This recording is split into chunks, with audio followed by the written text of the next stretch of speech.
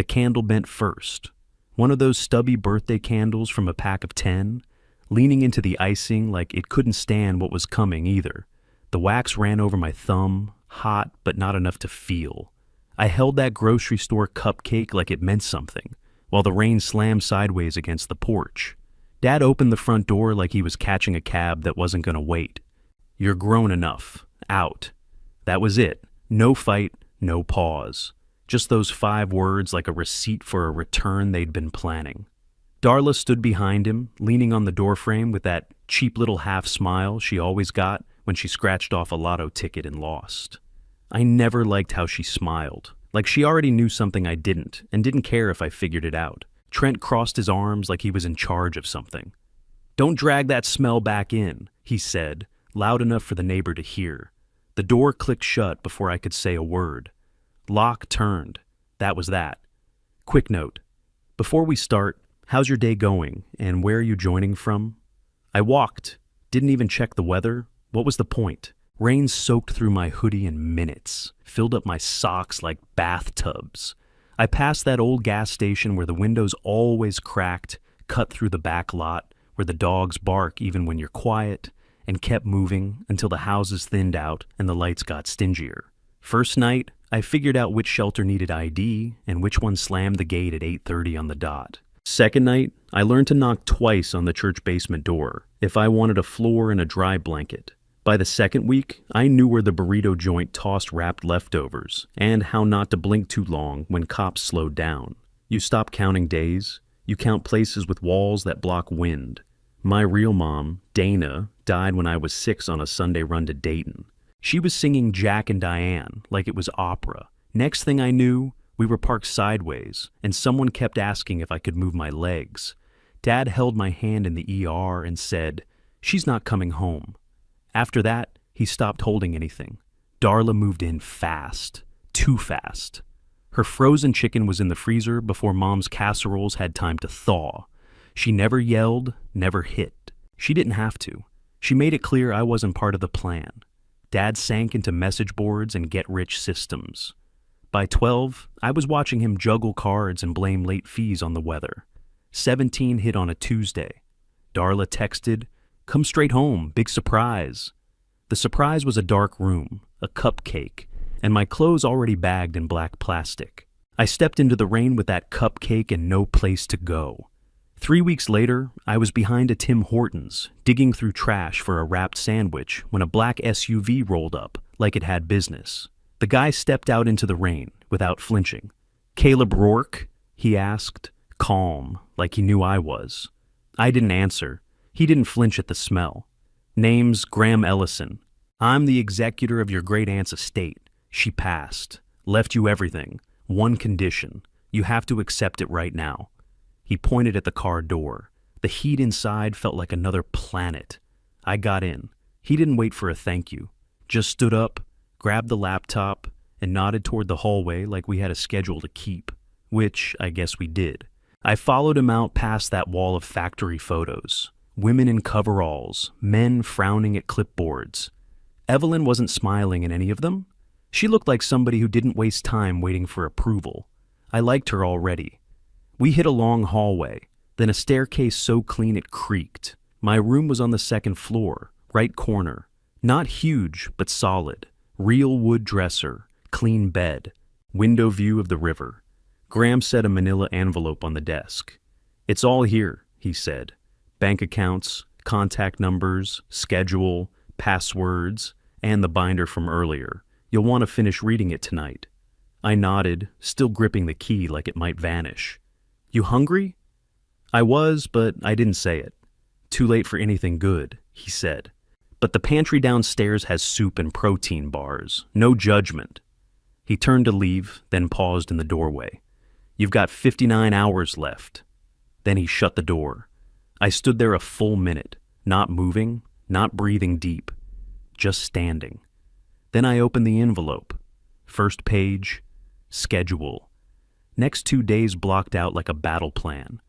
Orientation sessions, lawyer meeting, house tour, binder review. Second page, bank access. My name on an account I didn't create, linked to a private trust labeled Kincaid Legacy Rourke Operative. Available balance, $4,600,000 and change. I stared at it long enough for my eyes to blur. I dropped the envelope and walked to the dresser. Inside were folded sweatpants, socks that still had tags, a navy blue hoodie, and a small white card on top that just said, "You earned this. EK." I pulled the hoodie on. Fit perfect. I grabbed a protein bar from the pantry downstairs and ate it on the back porch with my elbows on the railing. The river was wide and quiet. I didn't trust it. Anything that calm had teeth. The next morning hit fast. Graham knocked at 7 sharp. "We've got a lot to cover," he said. We did. First meeting. Trust lawyer. Older guy in a blue suit who talked like every word had been edited twice. He walked me through the structure. Evelyn's estate had gone full fortress. Principal locked until I turned 26. No loopholes. But income disbursement for verified operational efforts kicked in immediately, long as I followed the rules. "You're the trustee," he said, "but with monitored restrictions. Translation, spend it right or lose it." Next came the auditor, independent, outside of the trust. Woman named Janice with sharp glasses and a sharper voice. "You hit 76, she said, or the principal defaults to the reserve fund for minors. How do you verify each one?" She didn't smile. "We get affidavits, third-party verification, lease copies, school documents, employer confirmations. You'll submit reports every 60 days. I cross-check. Miss one, I flag it." Graham added, "She flagged me once for filing late during my own estate case. She's not here to be liked." "Good," I said. Lunch was sandwiches I didn't eat and a tour of the grounds I barely remembered. I wasn't here for landscaping. The rest of the afternoon was the binder. I sat in Evelyn's study, same chair, same desk.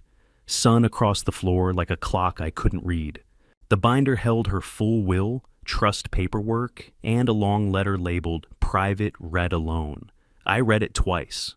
She told the truth. About everything. Getting thrown out, getting dirty, getting sharp. How she never once apologized for building something out of nothing. "I didn't have a soft landing," she wrote, "so I built a hard floor."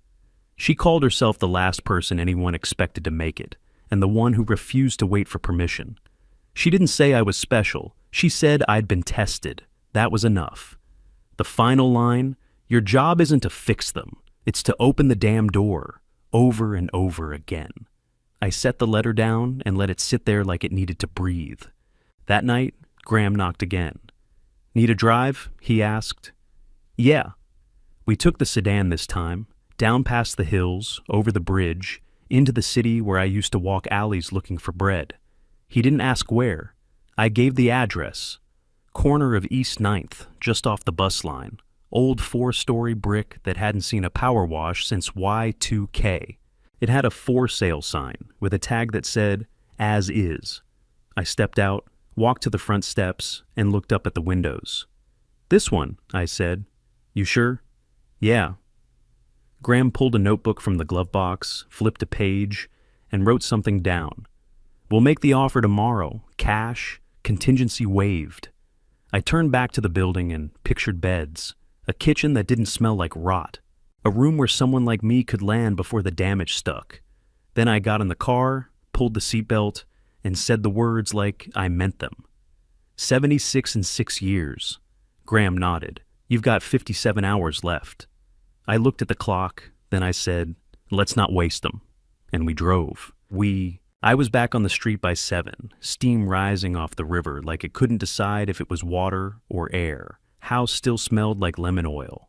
I left the binder on the desk, locked the door, and took the city car over the bridge into the part of town where hope's a joke and no one looks up. Under I-71, tucked behind a rusted fence and 2 busted vending machines, I found him. Same spot as last week. Thin frame, too sharp at the shoulders, right arm in a crooked sling that looked homemade. He had a second-hand backpack bulging with books, titles worn off, but he held them like they were money. "Name's Marcus," he said when I asked. "Vega." I told him mine. No big pitch, no sugar. "I can get you a bed today. Caseworker tomorrow. A plan by Friday. No tricks. He didn't speak for a long second, just stared at me like I was a scam wrapped in clean shoes. But he followed, watched my hands like they might change. In the car, he didn't blink once, kept that backpack on his lap like it was his body. We pulled up to a red brick building with a real door, real lights, and no smell of bleach or sadness. That first day, we gave him space, a towel, and clean socks. He came out of the shower with his hoodie over his shoulder like a cape and said, "Do I keep this?" "Everything in your room is yours," I told him. We hit urgent care after that. His wrist wasn't broken, just wrapped wrong. They retaped it and gave him a brace. We went to a strip mall after, and I let him pick out 2 pairs of socks and a small bottle of shampoo. Nothing fancy. He held the receipt like a diploma. "That's yours," I said. "So is the rule sheet. You don't have to be perfect, but you do have to try." He stared down at his grilled cheese like it was a test and nodded once. Graham had paperwork waiting back at the house. We finalized the purchase. Kincaid House, East 9th. Bought outright. No lease, no landlord games. It had 4 stories, a working elevator, and a boiler that sounded like a growl. Within 4 months, we added 2 more buildings across the river. One in Covington, one in Bellevue. Landlords stop acting cute when you've got money in hand before 5. I brought on Paula Grant, former family court case manager, who could say no in 6 ways and still get people to thank her. She knew every back door and every broken system. Judge, landlord, principal, same call. She got it done. Full-time therapist came next. No more sending kids to church basements or some volunteer with a pamphlet and a clipboard. We hired GED tutors, stocked the kitchen like a store, and bought winter coats in bulk. The rules were sharp but fair. Bed today, intake tomorrow. A real plan by the end of the week. Every single kid saw me in person before the weekend hit. I wasn't some name on a check. I stood there. Evelyn's rule, in the room, was tattooed on the way we did business. On a cold March Wednesday, I drove across town to an HVAC shop in Norwood. One of our girls, 19, quiet, bright, was starting her apprenticeship. I sat across from her at a folding table while she signed the contract, with fingers that trembled halfway through, then stopped. That one stayed with me, the way her hand shook, then settled. Back at the main office, we had a big whiteboard with names and dates. First one on it, Marcus Vega. I wrote it in permanent marker, then rubbed my eyes with my sleeve like there was dust, even though there wasn't. 33 placements by the end of year 1, 52 by the end of year 2. I stood in the room for every lease, every school enrollment, every job contract, no emails, no secondhand reports. It wasn't clean work. There were relapses. Some ran, some came back. One OD'd in a gas station bathroom 2 counties over. I drove to the vigil, stood in the back, and didn't talk. Sometimes there's nothing worth saying. I moved my desk into Evelyn's study, left her photos up. Women welding, girls in factory boots signing checks, while the men stared from the background. I kept her silver pen in the top drawer. I never used it for checks, only for contracts, adoptions, diplomas, things that stuck. Maybe that meant something. Maybe it just kept me honest. The phone buzzed on my desk before the marker dried. Crisis line? Midnight shift? Paula's voice came through low and tight. 16-year-old. Name's Aaliyah Jenkins. Reading Road. Mom's high and saying things that don't wash off. I didn't sit down. Can she move now? She says she's got 1 backpack and a bus pass. Tell her to save the bus pass, I said. Send the driver. 12 minutes later, the van rolled in under the deli sign. I watched on the camera as Aaliyah stepped out of a doorway that looked like it had lost every argument it ever had. Hair damp, like she'd rushed a shower, chin up, shoulders squared. The look kids get when they're done negotiating with pain. She walked through our doors at 12:08 a.m. No drama, no tears, just tired. We put soup in front of her and a clean towel across her knees. She wrapped it tight, hands shaking just enough to notice. Intake moved clean and fast. Name, age, Emergency contacts she didn't want to list.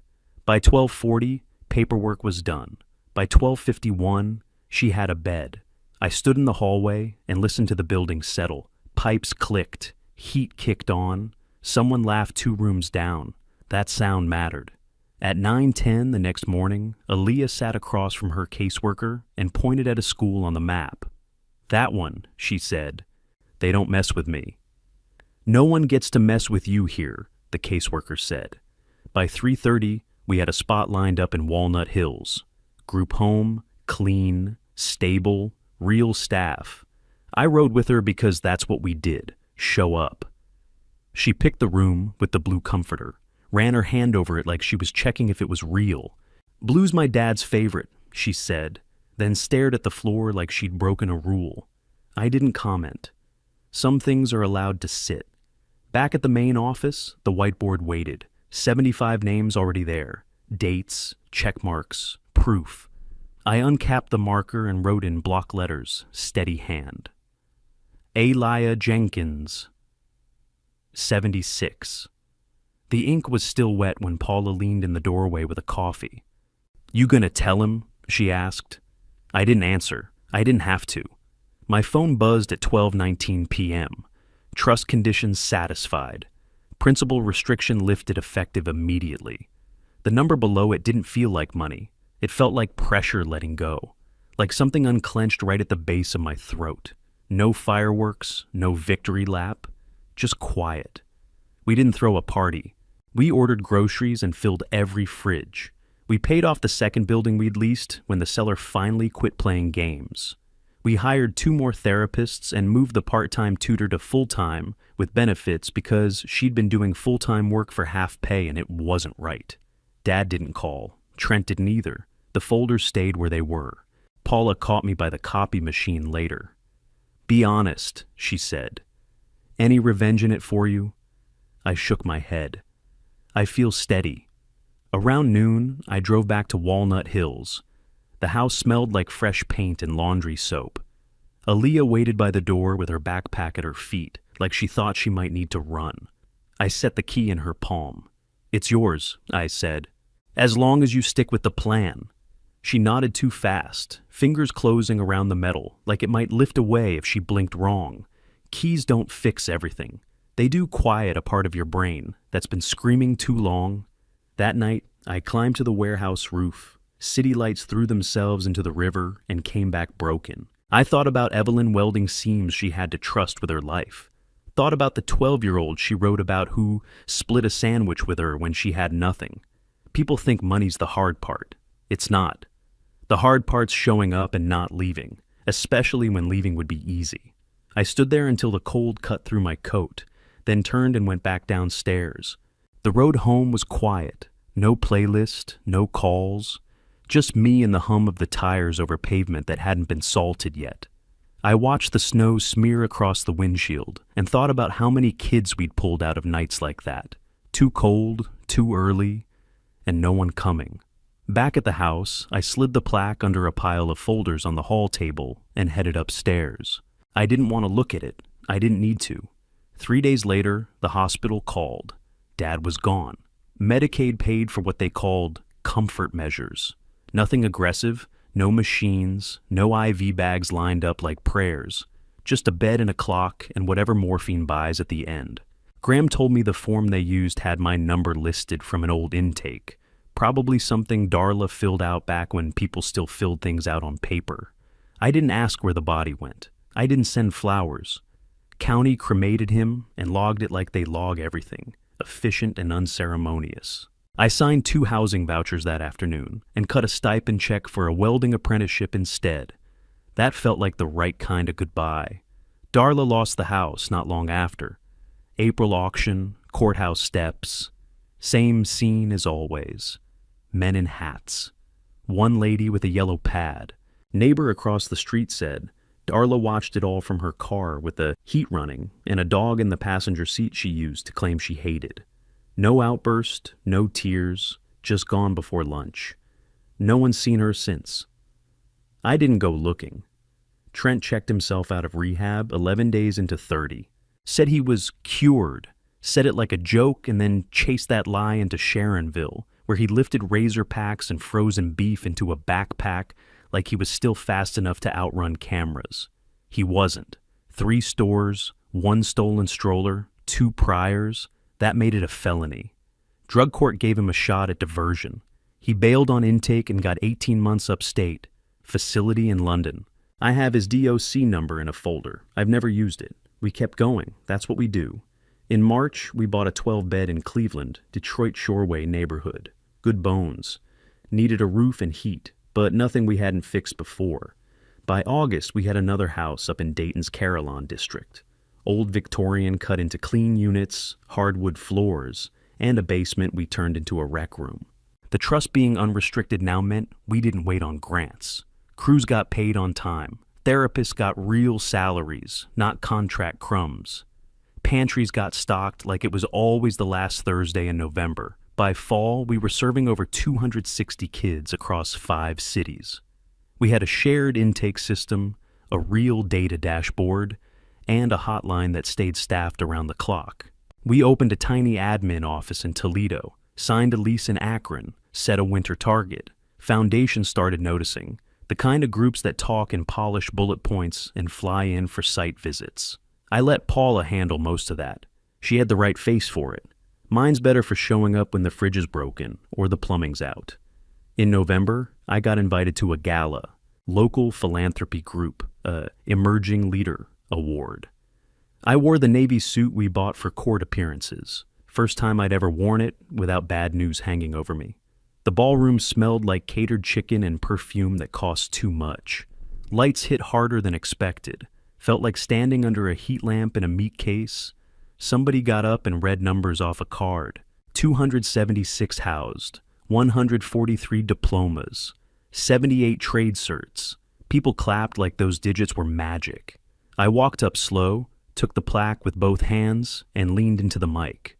Thanks to the board, and Paula, who makes middle-of-the-night calls that actually change things, and to the staff who don't leave. I paused. This isn't mine, it's theirs. I just opened doors. They walk through. People clapped again, louder that time, but I wasn't listening anymore. A reporter cornered me after, asked if I felt vindicated. I thought about the cupcake, the folded note, the door. No, I said. I feel clear. After the event, I drove home with the plaque face down in the passenger seat. Snow came in sideways near Wilmington, coating everything just enough to make the lines disappear. Cincinnati looked softer in that light. Not cleaner. Just easier to see. The applause still hadn't stopped echoing when we hit the back hallway. Graham handed us our coats like it was a habit, not a moment. That's how he is. Always ready, never loud. Marcus pulled on his, slow, like he didn't want the night to end too fast. I watched his hands, steady, scarless now. The same hands that used to tremble over a grilled cheese. Outside, the air hit cold and sharp. December in Cincinnati, where the snow starts with ideas but no follow-through. It dusted the windshield, the kind that brushes off with one swipe and still manages to find the back of your neck. We didn't talk in the car, didn't need to. Crossing the bridge, I looked over and saw the city lighting up the water like it was making up for everything it ever broke. Some nights it still catches me, how far we came. But mostly I just keep driving. Back at the house, I saw them before I heard them. Flashlights in the windows, shadows darting behind curtains. The kind of organized chaos only kids can pull off without a single adult helping. The second we opened the front door, it hit. "Welcome home, Dad." Banners strung from the banister, construction paper letters cut with safety scissors and too much tape. 40-something kids in socks and house clothes screaming like we just won the Super Bowl. It looked like a middle school field trip collided with a sleepover and landed in our living room. Marcus froze, just for a second. Then he laughed, loud and real, and from somewhere deep. I hadn't heard that laugh since he was 17, and someone dared him to eat a jalapeno whole, and he did. Then cried, then laughed harder. He threw an arm around my shoulder like he'd been doing it forever. Taller than me now by an inch and a half. Voice lower, back straighter. He wasn't that kid under the overpass anymore. I reached up and gripped his wrist where it crossed my chest. Tight. Solid. Room's yours now, too, I said. Office still off limits, though. Yeah, he smirked. I already told the guys no one touches your coffee. Smart kid, he grinned. Smart dad. That one knocked the air out of me. Not loud, not dramatic. Just quiet enough to land hard and stay. They pulled us into the living room. Somebody put music on. Someone else passed out ginger ales like it was champagne. The kitchen table filled up with cheap cookies and store cupcakes, and a sheet cake someone convinced the staff to let them decorate. Official adoption day, written in frosting like a dare against the past. Paula stood back in the corner, arms crossed, smiling in that sideways way she has. Graham leaned against the wall by the hallway, not saying a word, but watching everything. I walked over and shook his hand. You knew? I hoped, he said. So did she. She'd have liked this. She'd have ordered more frosting. He wasn't wrong. Later that night, after everyone crashed or pretended to, I found Marcus sitting on the back steps, hoodie on, staring at the sky like it might answer something. I sat beside him. Didn't speak for a bit. Then he said, You still feel it sometimes? That thing in your chest? Which one? The part that says you're still outside the door. I nodded. Yeah, but not tonight. He looked at me, serious. Me either. We sat there, both breathing like the air finally belonged to us. And for once, it did. I'm telling this years later from the same study where Evelyn made her video, the river doing what it always does, moving whether you watch or not. The desk's still in the same spot, facing the water like it answers something. People ask sometimes if I ever made peace with my dad. If there's a part of me that regrets not writing a check, not buying him an easier death, I don't. I handed him a folder. It had doors he could have walked through. He didn't. That's not cruelty. That's survival. Some things you carry, some you leave on the porch. When I drive through Columbus and pass the old street, that house barely registers. The steps look like they shrunk. The door, too. I picture the cupcake and the wax on my thumb, and it doesn't hit like it used to. It's not anger anymore. It's just a marker on the road. Turn left at the worst night of your life. Go straight. I don't tell the cupcake story to inspire anyone. It's not polished for speeches. It's a scar, a clear one. It tells me where I got cut and how deep, not who I became after. The trust turned into buildings, into kitchens and contracts and key rings we keep in a locked room with tags and Sharpie that make me grin. First lease, first job, first safe. I still show up when a kid signs for a union card or apartment. Even if I don't say much, I stand there and nod. That's the job. Marcus runs the operation better than I ever did. Sharp mind, steady hand. Paula finally took a 2-week vacation last spring after 9 years of saying she would once it slows down. It never slows down. We just keep pushing. We've got houses in cities I couldn't have found on a map at 17. Kids who used to sleep in libraries are now teaching classes, running work crews, giving back with the kind of fire that burns clean. Every picnic we hold, someone threatens to beat me at cornhole. Most of them do. People still ask about revenge. Did it feel good to shut the door on them? I give the same answer every time. Saying no didn't feel like anything. Watching a kid who lived in a stairwell walk across a graduation stage, that felt like something. Someone once called me a philanthropist. I laughed. I'm a guy who knows what shelters close by ate and which bus lines reach landlords who answer their phone. That's my trade. I work the way Evelyn welded, steady, straight, no shortcuts. Sometimes I open the drawer and look at her pen. I've only used it for adoptions, diplomas, and letters I don't want misread. I think about her at 17, and that newsboy who split his sandwich. I try to live up to both. If there's a lesson, it's not shiny. Show up. Don't leave. Pick your family and let them change you.